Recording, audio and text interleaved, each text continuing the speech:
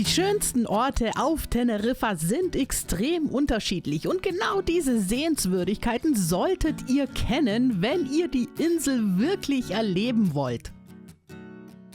Teneriffa ist nicht einfach nur eine Insel. Teneriffa fühlt sich an wie mehrere Länder auf einmal. Vulkanlandschaften, grüne Urwälder, schwarze Strände, kleine Bergdörfer und richtig lebendige Städte. Und das alles auf einer Fläche, für die ihr mit dem Auto keine 3 Stunden braucht. Der erste Ort ist für uns direkt einer der eindrucksvollsten überhaupt, das Anaga-Gebirge. Das hier hat mit klassischem Strandurlaub nichts mehr zu tun. Sobald ihr ins Anaga reinfahrt, ändert sich das Klima spürbar. Feuchte Luft, häufig Nebel und diese uralten Lorbeerwälder, die hier seit Millionen Jahren wachsen und zum UNESCO-Biosphärenreservat gehören. Genau deshalb ist die Vegetation hier so dicht und grün wie sonst fast nirgends auf den Kanaren. Wandern im Anaga heißt schmale Pfade, starke Höhenunterschiede und ständig neue Ausblicke auf Atlantik und Steilküste.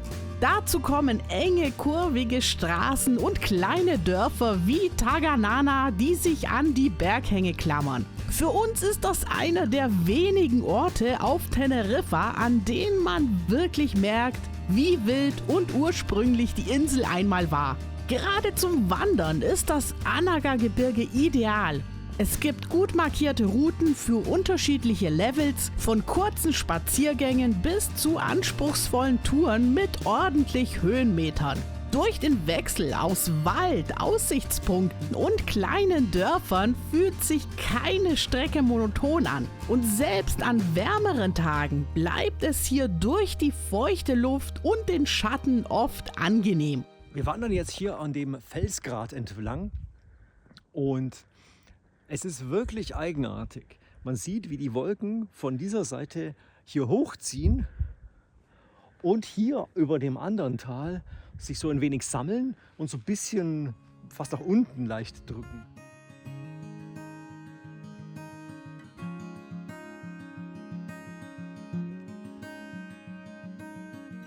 Ort Nummer 2 ist das komplette Gegenteil und genau deshalb so besonders. Der Teide Nationalpark.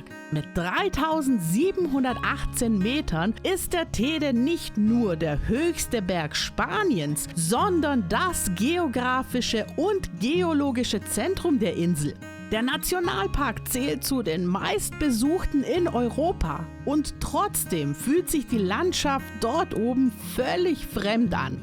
Schwarze und rote Lavafelder, erstarrte Ascheströme und bizarre Felsformationen wie die Roque de Garcia prägen die fast vegetationslose Vulkanlandschaft. Egal ob ihr mit der Seilbahn bis auf über 3500 Meter fahrt oder eine der markierten Routen wandert, der Blick über das Wolkenmeer und die Weite des Parks ist etwas, das man nicht vergisst. Die dünnere Luft merkt man sofort und genau das macht den Teide-Besuch so intensiv und besonders. Wenn ihr mehr als nur Landschaft sehen wollt, lohnt sich eine geführte Tour. Mit einem Guide bekommt ihr Einblicke in die Entstehung des Vulkans, die verschiedenen Lavaformen und die Geschichte der Ausbrüche, die man allein leicht übersieht. Gerade hier oben macht das den Besuch noch intensiver, weil man versteht, was man eigentlich vor sich hat.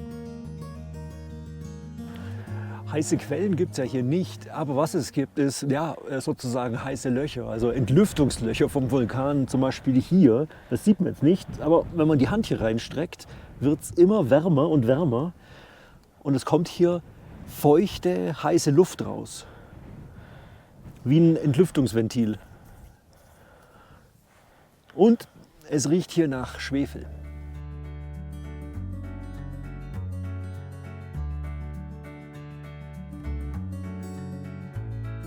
Unser dritter Ort ist deutlich entspannter, aber mindestens genauso ikonisch. Playa de las Teresitas. Viele denken bei Teneriffa automatisch an schwarzen Strand. Und dann kommt dieser Strand, goldener Sand, Palmen, ruhiges Wasser und im Hintergrund die Berge.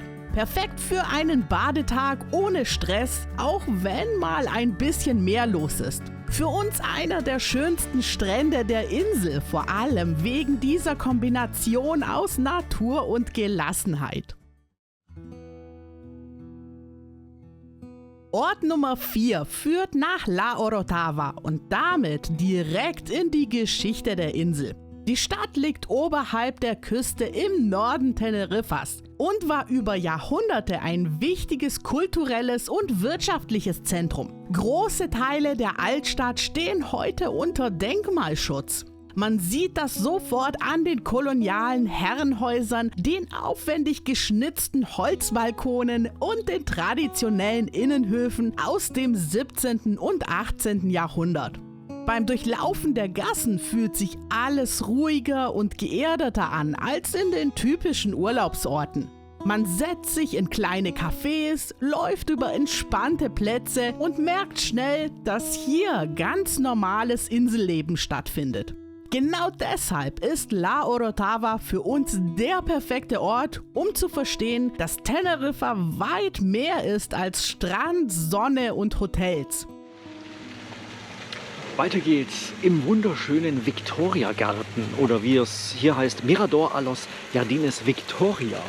Das ist ein wirklich prächtig angelegter Garten mit vielen Terrassen. Einfach natürlich, weil wir hier in diesem Städtchen einiges an Gefälle haben. Das heißt, hier ist vieles terrassenweise angelegt, also in verschiedenen Stufen. Und dieser Garten eben wurde für einen dieser früheren Herren hier angelegt. Das Mausoleum befindet sich hier auch und oben ist auch ein kleines Pantheon. Ein kleiner Geheimtipp: in La Orotava findet ihr viele alte Gofio-Mühlen. Gofio ist ein traditionelles kanarisches Mehl aus geröstetem Getreide und gehört bis heute zur Alltagsküche auf den Inseln. In der Mühle bekommt ihr einen guten Einblick, wie dieses Grundnahrungsmittel früher hergestellt wurde und warum es für viele Familien immer noch eine Rolle spielt. Der Besuch dauert nicht lange, ist aber spannend, weil er zeigt, wie eng Geschichte, Essen und Alltag auf Teneriffa zusammenhängen. Hier steht der berühmte Drachenbaum, der Drago Millenario, der über 1000 Jahre alt sein soll. Allein dafür lohnt sich der Stopp schon. Aber Ikot ist mehr als nur dieser Baum. Kleine Gassen, ruhige Plätze, lokale Restaurants und eine Atmosphäre, die sofort entschleunigt. Für uns ein perfekter Ort, um das nördliche Teneriffa kennenzulernen, ohne Hektik und ohne viele Touristen. Und dann gibt's da noch einen Ort, der uns jedes Mal wieder komplett abholt: Los Gigantes. Diese riesigen Steilklippen im Westen der Insel sind einfach brutal beeindruckend. Die Felswände ragen hier hunderte Meter fast senkrecht aus dem Atlantik. Und wenn ihr davor steht oder mit dem Boot daran vorbeifahrt, dann fühlt man sich wirklich richtig winzig. Los Gigantes selbst ist eher ruhig. Es ist kein klassischer Partyort, dafür perfekt für Sonnenuntergänge, Bootstouren und Delfinbeobachtung. Gerade abends, wenn die Sonne langsam hinter den Klippen verschwindet, ist das einer dieser Momente, wo man einfach kurz stehen bleibt und denkt, genau deswegen sind wir hier.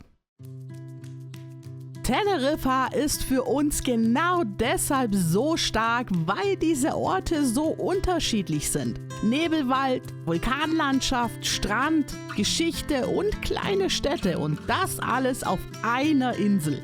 Wenn ihr Teneriffa wirklich erleben wollt, dann kombiniert genau solche Orte miteinander. Und ganz ehrlich, dafür lohnt sich ein Mietwagen absolut, weil ihr so viel mehr seht als nur die typischen Hotspots. Wenn euch das Video gefallen hat, lasst uns gerne einen Daumen nach oben da, abonniert Tom Andra Reisewissen weltweit und schreibt uns in die Kommentare, welcher Ort auf Teneriffa steht bei euch ganz oben auf der Liste.